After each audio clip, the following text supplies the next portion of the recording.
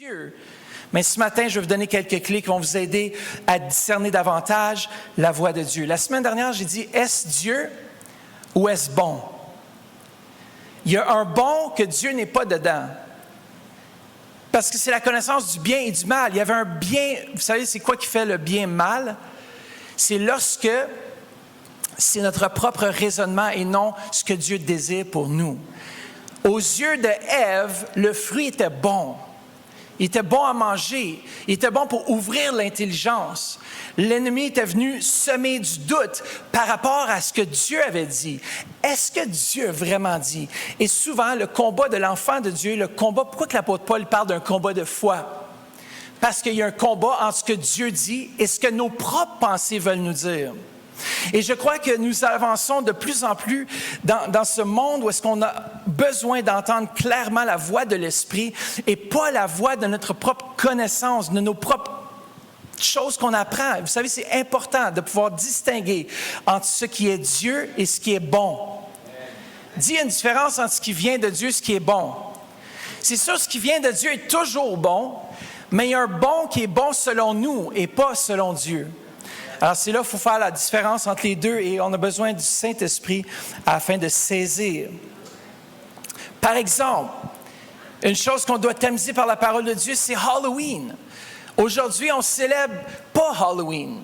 On célèbre la vie, comme j'ai déclaré. On célèbre la santé. L'ennemi, c'est drôle, une fois par année, tout le monde célèbre la mort. Mais pendant tout le reste de l'année, tout le monde a peur de la mort, n'est-ce pas? Surtout en plein COVID, en pleine situation pandémique, on est là puis on parle de mort. Les gens ont besoin d'entendre de l'espoir, de l'espérance, pas de célébrer la mort. Mais on dirait les gens, ça ne leur dérange pas, mais parlent de mort, par exemple, de leur propre mort, puis ils vont avoir peur. Mais pourquoi est-ce qu'on se permet une fois par année de célébrer la mort? Pour moi et ma maison, il n'y a rien, dans Deutéronome 18, on l'a mentionné même au temps de prière ce matin, il n'y a rien de magie, rien de ténèbres qui va rentrer dans ma maison. Et surtout pas dans ce jour d'Halloween, je ne célèbre pas mes enfants non plus. Et il n'y a rien, on ne supporte aucunement cette célébration. Aucunement, même comme Église, aucunement on supporte cela. Pourquoi? Parce que c'est une porte au niveau de notre âme qui dit, oui, juste un petit peu de poison, c'est bon. Si je vous donnerais un bout de gâteau, puis je dirais, il y a juste un petit peu de poison à l'intérieur, est-ce que vous allez le manger? Et la voix de l'ennemi, c'est souvent très sournois. Il va venir déguiser en ange de lumière. Puis, ouh, goûte, c'est bon. Voyons, c'est juste un peu de plaisir. Un peu de fun.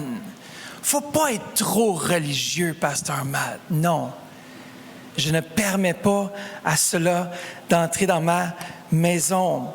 Amen. Est-ce que vous êtes là avec moi ce matin?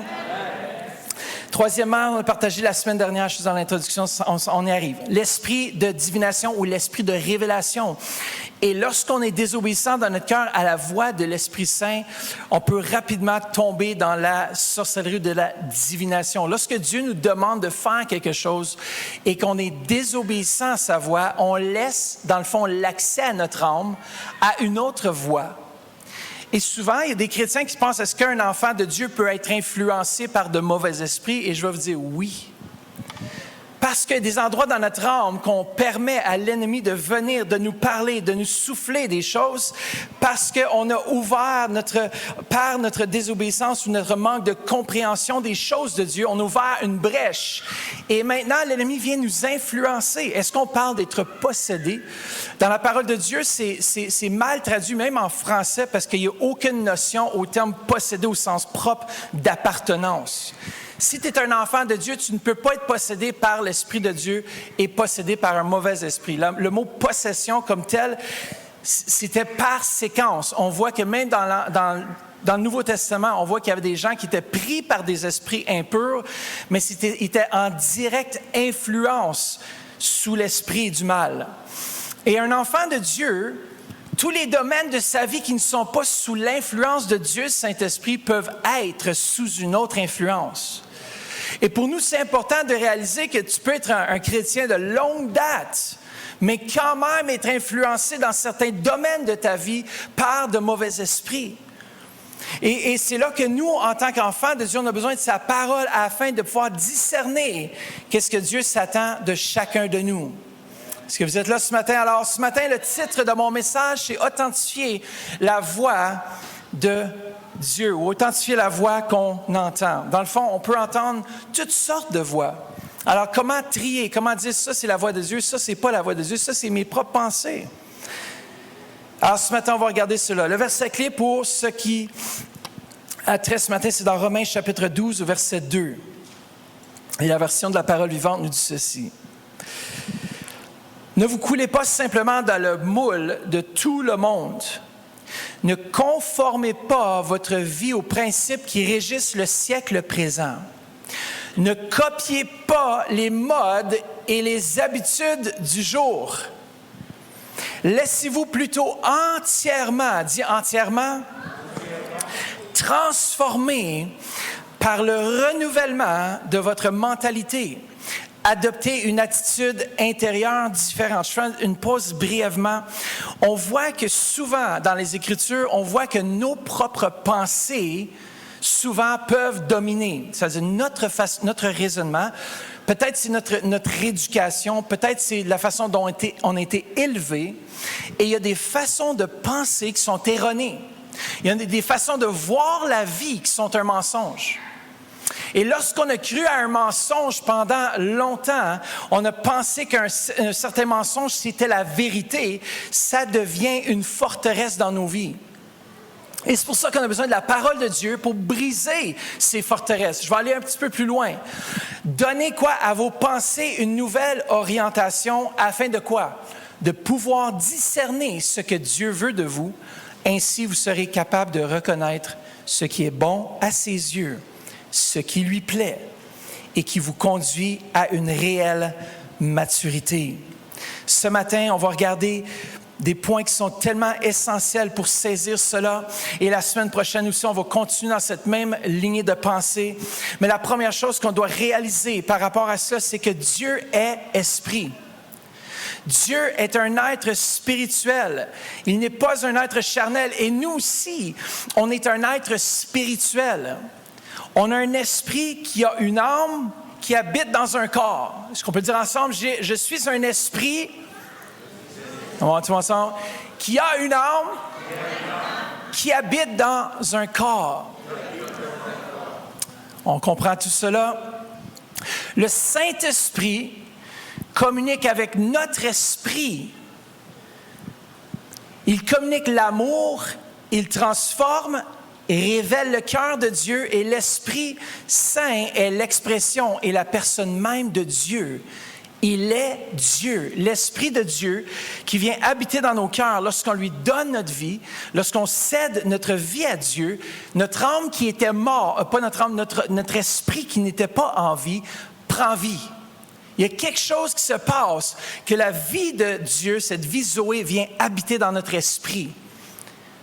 Retenez cela. Et sans l'Esprit de Dieu, il est impossible de recevoir de la révélation. J'ai tellement besoin de Dieu Saint-Esprit. J'aime beaucoup le livre de Benny qui écrit « Bonjour Saint-Esprit ». À chaque jour, j'ai besoin d'entendre la voix de l'Esprit. À chaque jour, quand je me lève le matin, lorsque je dors, j'ai besoin de l'Esprit. Lorsque je me réveille, j'ai besoin de l'Esprit. C'est tout simple que d'être conscient qu'il est là et qu'il est Dieu et qu'il désire communier avec nous aujourd'hui, ce matin, en ce jour. Dieu est esprit. Et en dehors de notre esprit renouvelé et notre esprit qui a pris vie à cause que l'Esprit de Dieu est venu habiter en nous, on ne peut pas avoir de la révélation qui est transmise à notre âme. Le Saint-Esprit est à la source de toute révélation. 1 Corinthiens 2, 10 à 16 nous dit ceci.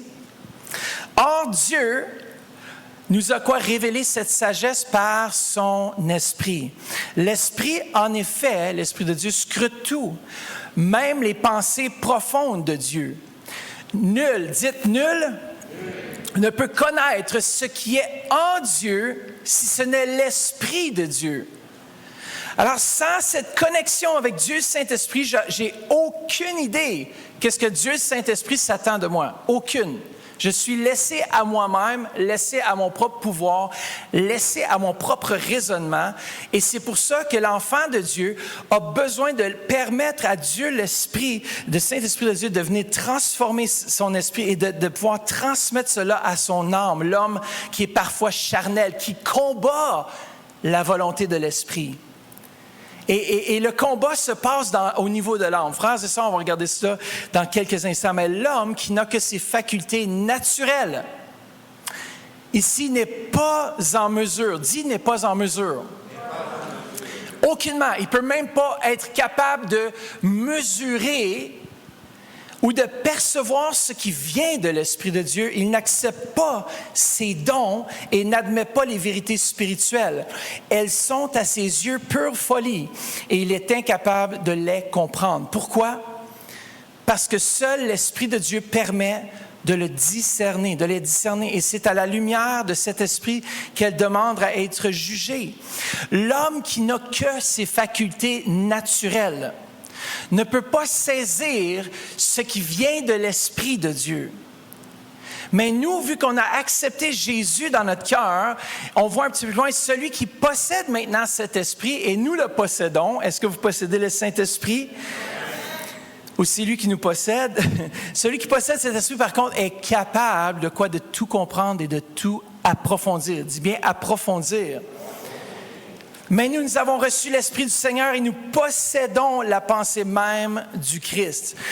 Vous savez, le problème, c'est la communication entre l'Esprit de l'homme et l'Esprit de Dieu. Souvent, pas l'Esprit de l'homme et l'Esprit de Dieu, mais l'Esprit et l'âme. Regardez bien, numéro 2. Dieu communique esprit à esprit. Dieu va communiquer à l'homme ici renouvelé.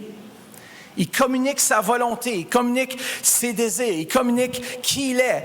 Et maintenant, ça nous dit dans 1 Corinthiens chapitre 6 au verset 17, « Celui qui s'unit au Seigneur devient spirituellement quoi? Un. Avec lui grâce à son esprit. » Notre esprit, quand tu acceptes Jésus, là, ton esprit est transformé. Ton esprit reçoit... Ton esprit n'a plus besoin de transformation. Vous êtes là? L'esprit...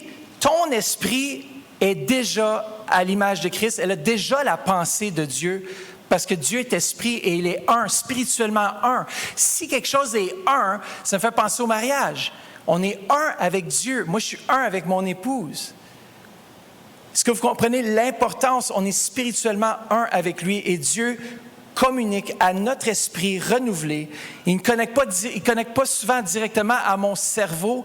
Il passe par l'entremise de l'esprit renouvelé, l'esprit transformé, l'esprit qui est là, qui est tout fait à neuf. Troisièmement, et ici c'est le secret, ton esprit communique avec ton cœur. Et le blocage dans la majorité des enfants de Dieu se passe à ce niveau.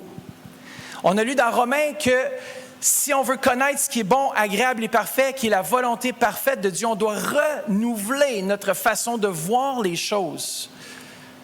Dieu parle à ton esprit le perçoit et le transmet à ton âme. Il le transmet à ton âme. Alors, à quoi ressemble vraiment le processus que Dieu utilise? Dieu parle à ton esprit renouvelé par le Saint-Esprit. All right? Notre esprit parle à notre cœur, à nos pensées, notre volonté, nos émotions. Et après, on se dit, voilà ce que Dieu veut faire. Le problème, c'est dans notre âme.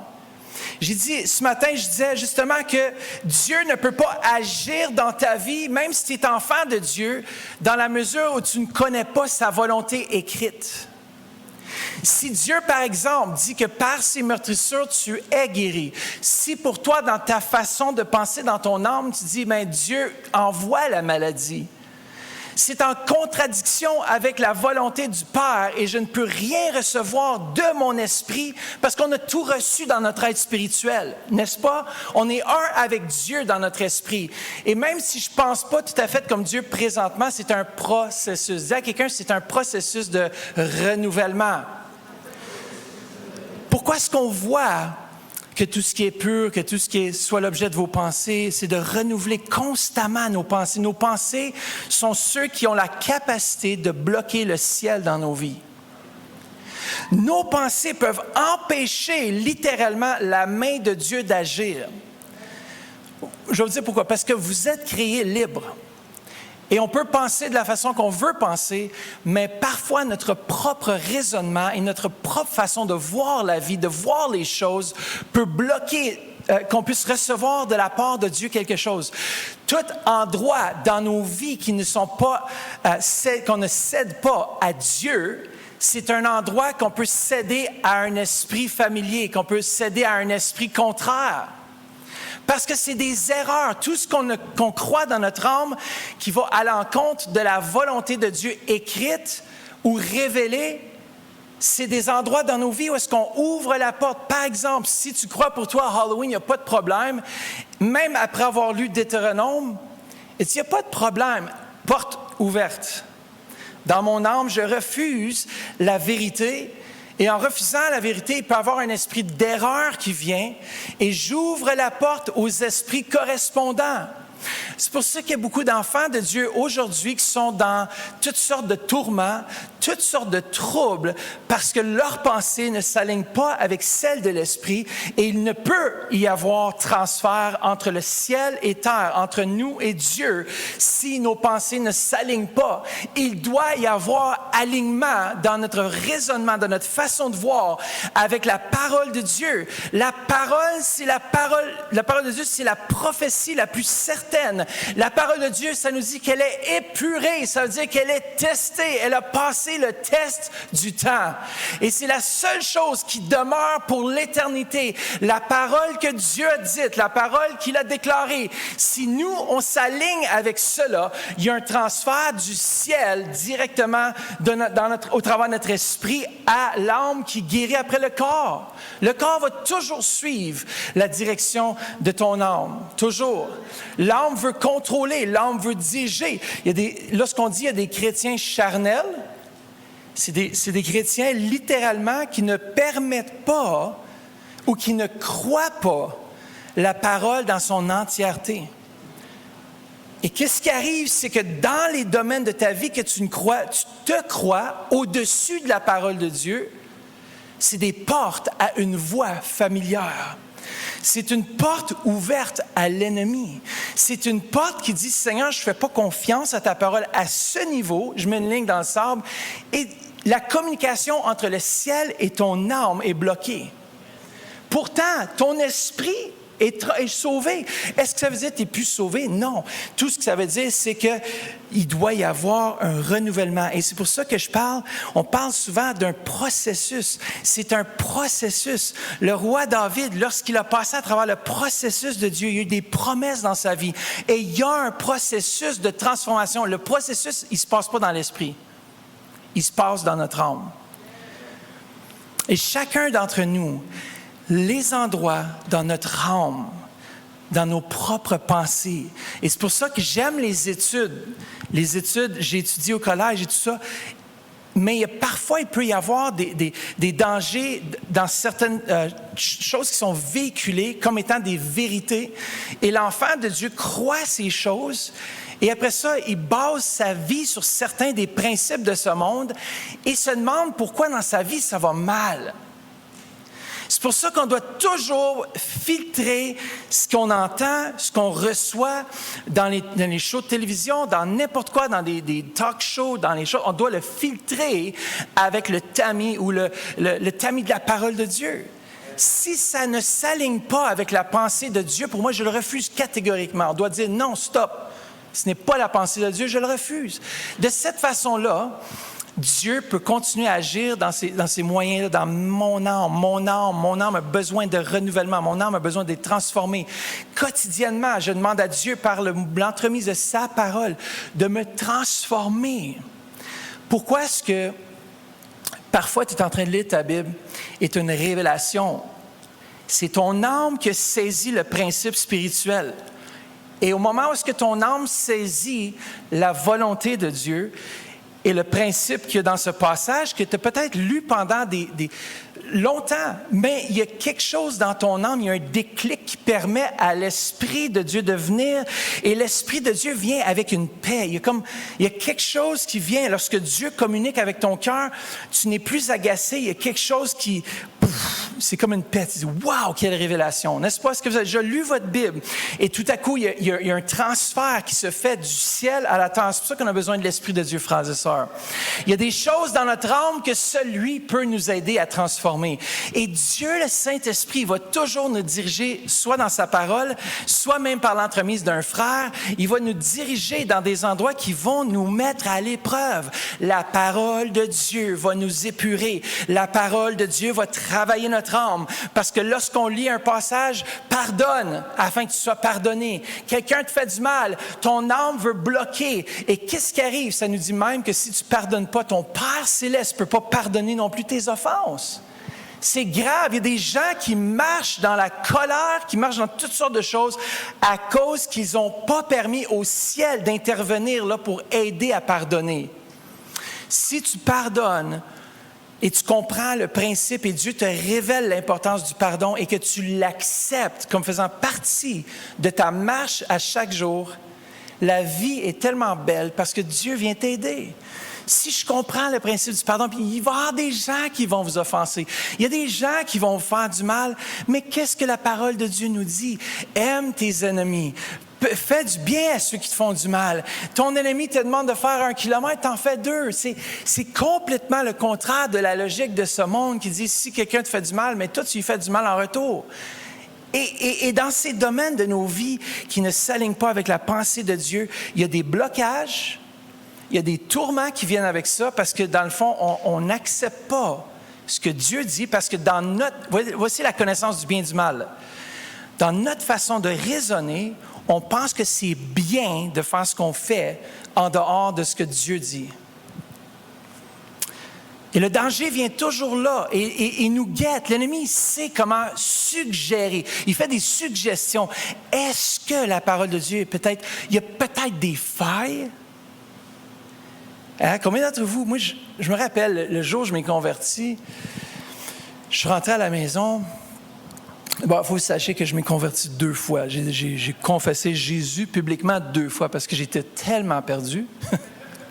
Mais arrivé à la maison, la première chose qui a été remise en question dans mes propres pensées, dans mon propre raisonnement, c'est est-ce que tu penses que tu es réellement sauvé? J'ai dû me battre avec ça. J'ai accepté, j'ai confessé, je suis sauvé. Parce que j'ai cru en la parole de Dieu qui dit « Confesse de ta bouche le Seigneur Jésus et tu seras sauvé. Place ta foi dans l'œuvre accomplie de la croix et je suis sauvé. » Il y a des chrétiens qui sont sauvés. Leur âme leur dit « Tu n'es pas sauvé. » Tu penses être sauvé, mais pourtant, tu as donné ta vie à Jésus, tu l'as confessé comme ton Seigneur, ton Sauveur. Tu es sauvé. Ton esprit a été renouvelé. Ton esprit a pris vie. Maintenant, le problème, c'est l'âme. Ton âme a besoin de saisir la vérité de la parole de Dieu et tu dois continuer à avancer par la foi. Je ressens pas que je suis sauvé, mais c'est pas grave que tu ressens parce que la parole, the word of God overrides how I feel.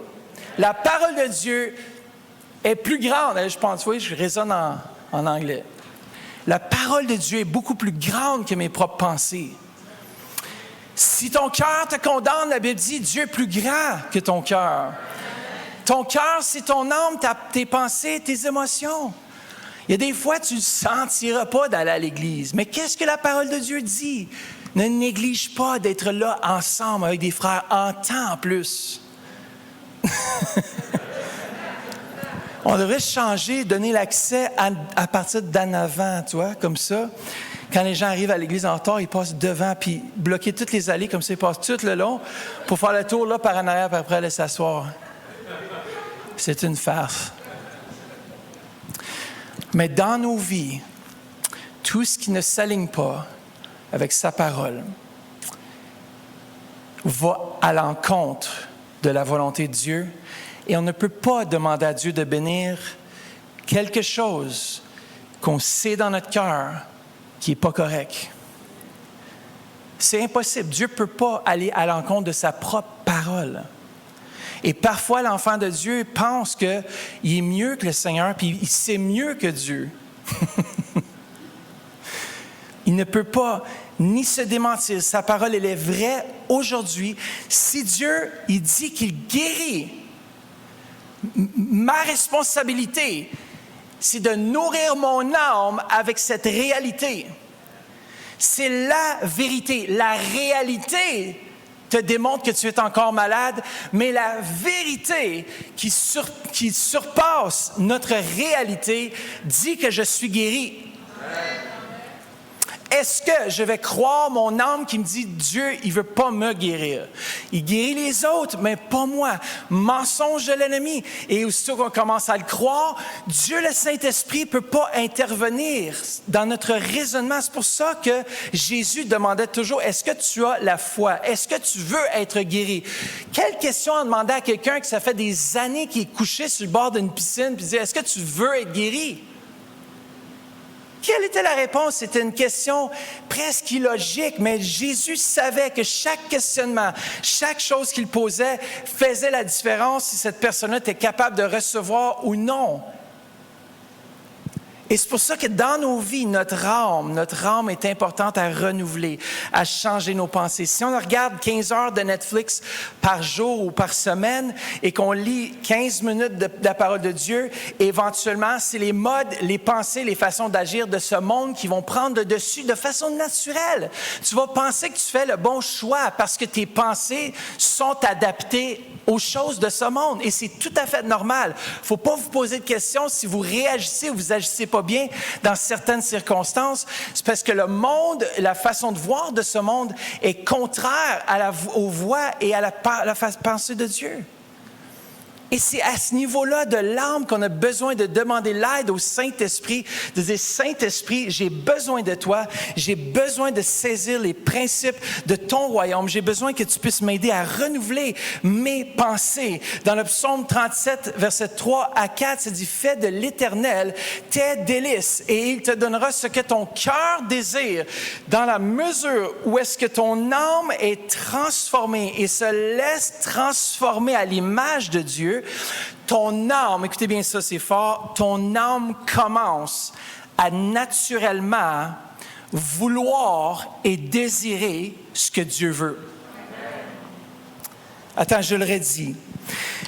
Dans la mesure où est-ce qu'on fait de l'Éternel notre priorité, qu'on fait de sa parole notre priorité, de ses voix, notre priorité, de ce temps de communion avec Dieu et le Saint-Esprit, notre priorité. En cette saison-là, naturellement, notre cœur est transformé pour marcher de façon naturelle aux impulsions de l'Esprit. On ne marche plus selon nos propres désirs charnels, parce que Dieu change notre cœur, parle à notre esprit communique la volonté avec notre cœur. Et qu'est-ce qui arrive? C'est que notre cœur devient de plus en plus alerte à ce qui vient de Dieu, le Saint-Esprit, et à ce qui vient de ce monde. Comment est-ce qu'on fait ça? Avec les années de discerner, les années de réaliser que, oups, là j'ai manqué le but. Comment est-ce que j'ai manqué le but? Comment est-ce que je peux ne plus manquer le but? On va manquer le but encore. Vous allez faire des erreurs encore.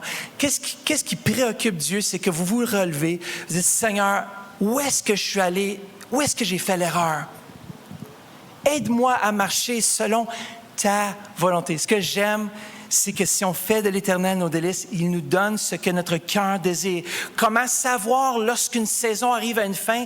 Dieu, le Saint-Esprit, commence à changer ton cœur. L'Esprit Saint qui est en toi commence vraiment à changer tes pensées. Par le renouvellement de la parole, par les amis qui sont enfants de Dieu, par des gens qui t'entourent, qui te conseillent. Il y a quelque chose à l'intérieur de toi qui dit, OK, ça presse le citron, il y a quelque chose qu'il faut qu'il change.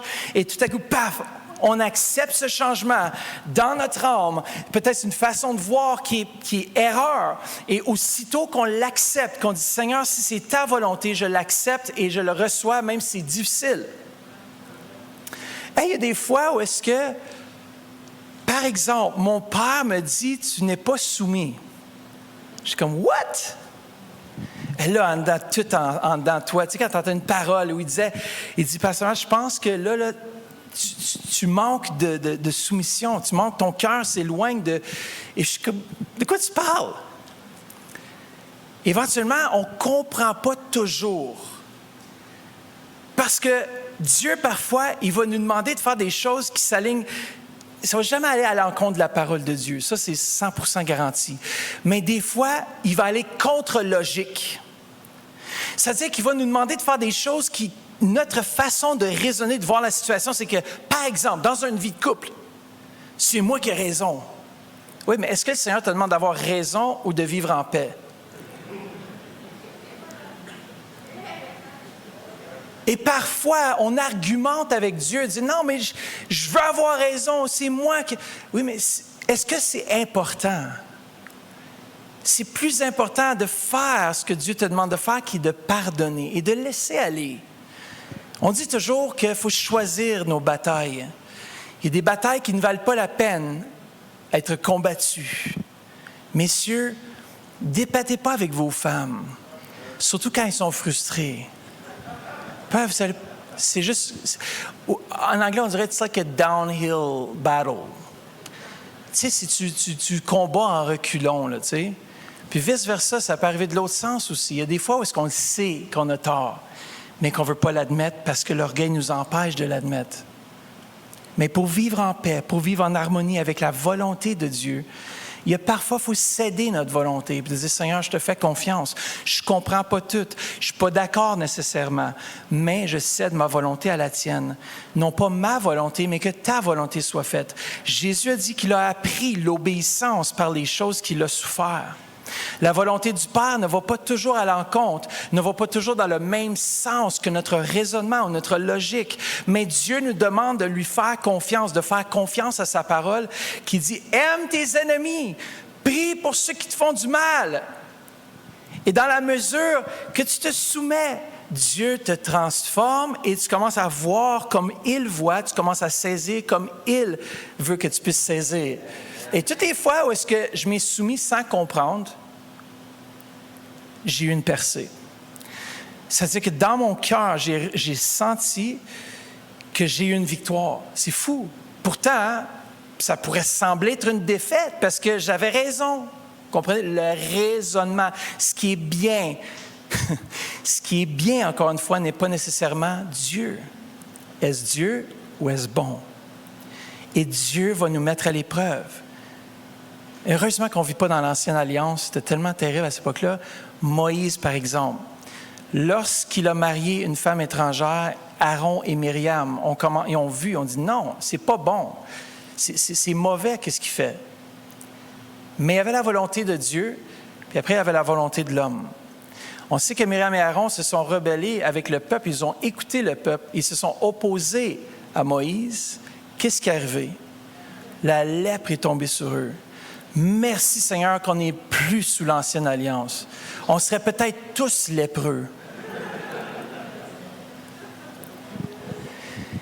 Mais au moment où est-ce que la parole de Dieu, notre autorité spirituelle, dans la situation où tu te trouves, même à ton travail, lorsque tu ne comprends pas, mais lorsque tu décides d'appliquer les principes de la parole de Dieu, il y a une délivrance qui se passe dans ton cœur. Et à ce moment-là, ça devient de plus en plus facile à être malléable et à être soumis à la volonté de Dieu. Dieu va toujours te mettre à l'épreuve dans le domaine de ton appel. Toujours. Toujours. Il va y avoir des moments où est-ce que tu veux tout abandonner. Il y a des moments où est-ce que tu vas vouloir dire « ça ne vaut pas la peine, c'est cause perdue ». Mais Dieu, peut-être qu'il te met à l'épreuve au travers de ces circonstances et il veut voir, est-ce que tu vas faire confiance à sa parole ou est-ce que tu vas faire confiance à ton propre raisonnement et encore une fois, recommencer l'examen quelques mois après. Moi, ce que je remarque avec Dieu, c'est qu'il est patient. Il est patient avec nous. Il nous demande de faire une chose. Notre logique dit, pourquoi? Pourquoi? Je me sens bien pourtant avec ça. Puis c'est rien de mal. On sait que c'est bien, mais c'est pas Dieu. C'est bien. Puis là, tu dis, Seigneur, quand même. Il dit, OK, je recule. Je te laisse foncer seul. Je suis là. Je suis comme un enfant qui dit, je suis capable de le faire. Dis-moi pas comment le faire. Dis, oui, mais il y a des choses. Non, OK, go. Si tu as besoin de moi, je suis là. Je suis avec toi. Je marche avec toi. Et on dit, c'est comme ça, le Seigneur aime ça un petit peu, là, nous laisser des fois marcher seuls. Puis on dit, ouais, je l'ai l'affaire. Tout à coup, pouf, un mur. C'est pas grave, je me relève, j'ai la foi. On continue. Un autre mur. Tu dis, qu'est-ce qui se passe? Seigneur, t'es où? Je suis là. Mais est-ce que toi, tu suis ma directive? Est-ce que tu entends ma voix? Est-ce que tu te soumets à la voix, même lorsque ça va contre logique? Abraham, va dans un endroit que tu ne connais pas. Imagine-toi annoncer ça à ton épouse. Chérie, on déménage. Où? Je ne sais pas. Mets tes bagages dans l'auto. On s'en va sur la route. Dieu va nous guider. Foi versus logique. Lorsqu'on se fie à notre propre capacité, sans s'appuyer sur Dieu, sans même demander son avis. Des fois, vous savez quoi? On n'ose pas demander l'avis à Dieu parce qu'on sait déjà la réponse. Ça vous est déjà arrivé, ça? Moi, ça m'est arrivé. Après ça, tu combats contre ta propre conscience parce que l'Esprit travaille au travers de ta conscience. Et là, tu combats avec ça, puis tu essaies même de justifier tes actions. Puis là, tu vas sortir des versets bibliques qui vont à l'appui. Là, c'est comme ça s'en vient tu t'approfondis de plus en plus. Là. C'est comme, tu creuses ta propre tombe. Après ça, tu dis, Seigneur, t'es où? Ouais, mais je suis là-bas. Je t'avais dit de ne pas y aller. Je t'avais dit de ne pas faire ci. Et vous savez, des fois, on pense que c'est une liste de règlements, de lois, de choses qu'on doit suivre. Qu'est-ce que j'aime avec Dieu, c'est qu'il nous donne la liberté. La liberté de faire le bon choix et de vivre la plénitude de Dieu. Parce que lorsque ton âme s'aligne avec ce que le ciel désire, il y a une plénitude qui passe. L'Esprit peut seulement agir là où est-ce que tu as reçu la révélation de Dieu et que tu marches selon cette révélation. Et c'est de cette façon que tu as la plénitude de la vie, la plénitude de l'Esprit. Tout endroit dans nos vies qui ne sont pas conformes à la volonté de Dieu, c'est un endroit où est-ce qu'on coupe la circulation divine et qu'on permet à une autre voie, une autre façon de raisonner, de penser, de venir. Et ça ne veut pas dire qu'on n'est plus chrétien. Ça veut juste dire que dans ce domaine-là de ta vie, tu as de la misère. Tu ne débloques pas. Il y a des endroits qui bloquent dans ta vie parce qu'il y a des endroits qui sont ouverts à d'autres voies. Et moi, je prie qu'aujourd'hui, au cours de cette semaine, vous allez commencer à dire, Saint-Esprit, révèle-moi à travers ta parole, révèle-moi ta pensée, que mon cœur puisse être transformé. Et laissons-nous, Église, si on a dit l'objectif d'un disciple, c'est celui qui grandit par la foi, qui grandit, que sa foi grandit, mais qui grandit, qui est transformé. C'est quoi la mission de notre Église?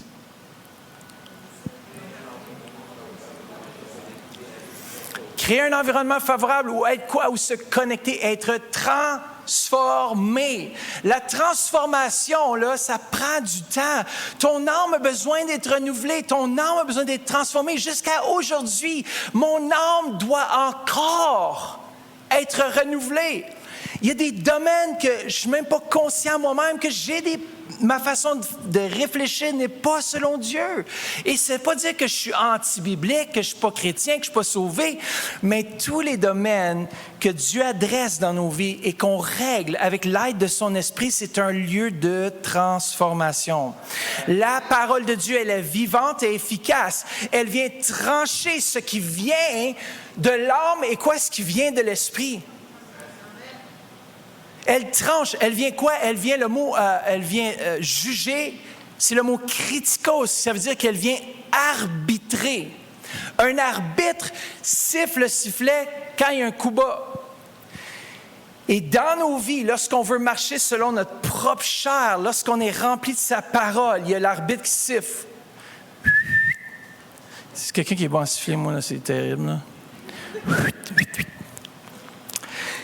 Elle vient démarquer, elle vient quoi? Elle vient rendre clair ce qui est obscur. Elle illumine notre raisonnement qui est erroné et nous permet de refuser ce raisonnement, d'accepter le raisonnement de l'Esprit de Dieu et de marcher dans la plénitude de ce que Dieu a pour chaque personne. Dans vos vies, il y a la volonté de Dieu. Et moi, je prie vraiment qu'on va saisir son cœur ce matin. Est-ce que les musiciens pourraient s'avancer? La semaine prochaine, je veux continuer dans cette même dimension. On va juste aller encore plus profondément. Et je crois que Dieu va libérer des cœurs. Dieu va libérer des vies. Il y a des appels ici qui n'attendent qu'à être révélés. Mais dans la mesure où on se laisse transformer, dans la mesure où est-ce qu'on dit, Saint-Esprit, que ta volonté soit faite. Mon chant, je m'abandonne. C'était le cri de mon cœur. Oui, Seigneur, je m'abandonne à toi. Conduis-moi sur le chemin qui mène à l'éternité. Je ne veux pas perdre de temps ici-bas. Frères et sœurs, la vie est tellement courte. Regardez votre vie aujourd'hui. Lorsqu'on se regarde dans le miroir puis qu'on voit les rides se rajouter, on peut commencer à comprendre les proverbes et les lamentations de Salomon. La vie est une vapeur. Elle dit, non, au nom de Jésus, je rajeunis comme l'aigle. Non, mais la réalité, là... On aime tellement déclarer ces versets-là, mais ça ne peut pas aller contre un principe qui est établi par Dieu lui-même, qui a raccourci nos jours. Un jour, on fait tous face à l'éternité. Et moi, je veux me présenter devant mon Seigneur, puis je ne veux pas qu'il me dise, tu sais, je t'avais donné ça à faire, mais tu as choisi ça.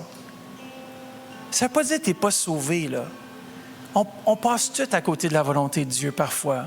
On passe tout à côté de ce qu'il demande de chacun de nous. Mais lorsqu'on le réalise, lorsqu'on ressent dans notre cœur que j'ai fait une erreur, Seigneur, pardonne-moi. Aide-moi maintenant à marcher et à être alerte à ta voix. Lorsque je suis agacé à l'intérieur, arrête-toi. Dis, Seigneur, qu'est-ce qui se passe? Pourquoi est-ce que je ne ressens plus ta paix? Pourquoi est-ce que je suis tourmenté? Pourquoi est-ce que ça ne va pas? Et souvent, c'est parce qu'on a commencé à marcher dans notre propre façon de voir, notre propre façon de penser. Et l'Esprit ne peut pas bénir ce qui va à son encontre. Il y a un blocage. Et moi, je prie qu'il n'y aura pas de blocage, que tout ce qui bloque dans nos âmes, dans notre cœur, dans nos pensées, dans notre raisonnement, soit détruit au nom de Jésus. Détruit au nom de Jésus. Ces pensées qui te disent que tu es dépressif. Au nom de Jésus, tu es un enfant de Dieu et tu vas vivre dans la joie. Ces pensées qui te disent que tu es moins que rien, c'est un mensonge, ça ne s'aligne pas avec le visionnement que Dieu a de toi. Alors, lorsque j'accepte cela, mon âme prend le dessus. Et Dieu ne peut pas bénir cet endroit de ma vie. Je vais continuellement marcher. Ah, je suis bon rien, je suis pas bon. Jusqu'à temps que je dise, mais je suis plus que vainqueur. Parce que celui qui est en moi est plus grand que celui dans le monde. Et que tu continues à le dire. Même, moi, j'ai vu des fois, je m'ai dit des versets, des choses pendant des années. Jusqu'à temps que je le croie. Jusqu'à temps que ça devienne réma. Jusqu'à temps que je saisisse dans mon cœur. Ah, c'est ça. Yes. Cette pensée-là est finie. Elle ne m'aura plus. Parce que j'ai eu la réma, j'ai eu la révélation de Dieu. Je marche dans la victoire. Dans ce domaine où est-ce que tu étais faible, Dieu est capable de te rendre fort par sa toute puissance. C'est alors que je suis fort lorsque je suis faible. Quand tu penses que tu n'es pas assez bon, même que tu es bien, tu dis à l'ennemi, tu sais quoi, je suis tellement bien placé pour percer en quelque part. Lorsque je suis pas à la hauteur, ça peut être dans n'importe quel domaine de ta vie, tu dis, ah, mais c'est parfait. Si moi, je ne suis pas à la hauteur, Dieu l'est. Il n'y a rien à son épreuve. Frères et sœurs, ayons ces pensées, ayons ce regard. Seigneur,